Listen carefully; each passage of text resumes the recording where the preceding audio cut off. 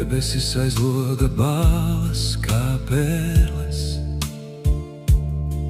migla lēni glāsta jumtu malas, un koku zari vēja skarti, kā vecas dvēseles kaut ko čukst. Istabā vēl dzīvo nakts, uz krēsla pakārts vakardienas nogurums uz galda, grāmata ar neizlasītu lapas pusi, un manās plaukstās silta krūze, no kuras ceļas tējas dvaša, kā maigs neizrunāts mierinājums.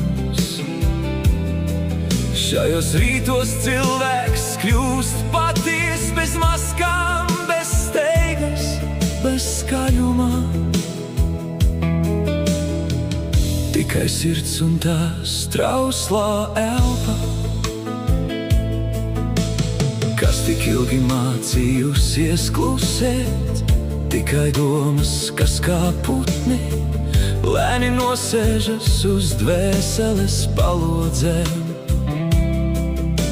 Es skatos, kā gaisma ieplūst istabā, tik bikla, tik saudzīga, it kā baidītos aizskart to smalko skumju pavedienu, kas reizēm dzīvo cilvēkā, pat viskaistākajos rītos, un tomēr šajā klusumā ir kaut kas neizsakāmi dzīvs, kaut kas, kas līdzinās cerībai. Varbūt tā ir tējas smarža, varbūt rīta vēja vēsums, varbūt atmiņas par kādu, kurš reiz prata paskatīties tā, kā visa pasaule uz mirkli kļuva maigāka. Cik maz patiesībā vajag laimei, mieru aiz aizvērta loga.